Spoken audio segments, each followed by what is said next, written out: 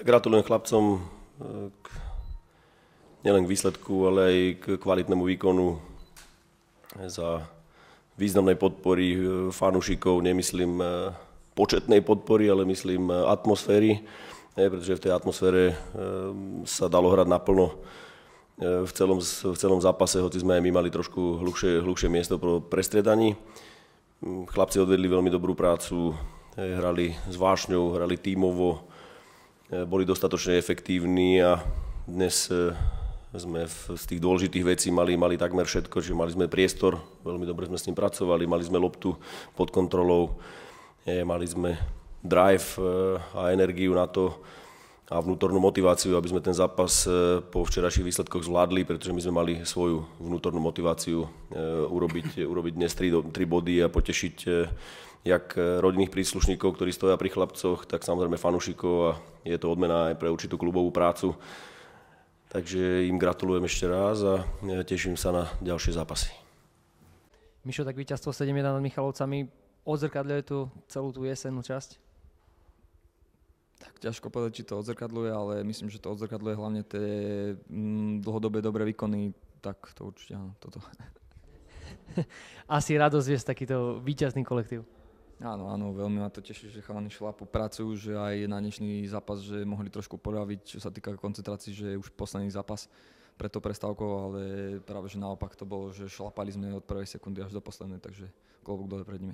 Asi škoda, že práve prichádza tá prestávka. Tak prichádza aj vod, lebo už je toho trošku viacej, že si aj oddychneme, ale určite by sme zvládli ešte nejaké zápasy a hlavne na tejto vlne. Časné. Ak sa spýtam ešte na ten zápas, skúsme trošku rozobrať. Tak myslím, že sme mali výborný vstup do zápasu, kde sme dali rýchle góly do 30. minúty, takže to bolo veľmi dobré. Ten prvý gól bol tvoj alebo Huskyho? Myslím, že som ho tečoval ja, ale ťažko povedať. Ale tak chvála Bohu, že sa ten gól dal, to je jedno, kto ho dá, takže. Dneska to bolo aj najmä efektívne. 8 striel, 6 gólov, 7 gólov, pardon.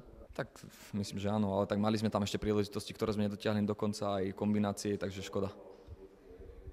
Tak v prvom rade sa nám asi predstav. Myslím si, že ma niektorí poznajú. Ako to chutí byť konečne pekne oholený? Tak konečne som to mohol zhodiť a som rád, lebo už to aj mne posledné dni liezlo na nervy. Ale zdá sa, že teda sľub si dodržal si tímový hráč. Dúfam, že to nebolo len v tom a že na jar to pôjde stále takto. Poďme k dnešnému duelu, aký bol? Myslím si, že výborný, aj prvý polčas 4-0. Myslím si, že sme im ani loptu nepožičali poriadne a druhý polčas už ku koncu už sme sa začali naháňať zbytočne, mohli sme ešte viacej podržať loptu, čím by sme ich ešte viacej unavili, možno pridali ešte viacej gólov, ale sme šťastní za tento výsledok a veľmi nás to teší. Zdá sa, že ste si to užívali, je škoda, že nasleduje tá prestávka? Je to škoda, ale je to aj dobré, že si môžeme oddychnúť od seba, môžeme ísť na dovolenky a prídeme, možno určite prídeme ešte s väčšou chuťou. 50 bodov, krásna séria víťazstiev. Mohlo to byť ešte lepšie táto jeseň? Mohlo. mohlo. Boli tam zápasy, ktoré sme výsledkovo nezvládli, ktoré sme mohli zvládnuť, ale 50 bodov je niečo neuveriteľné a sme radi, že sme to zvládli.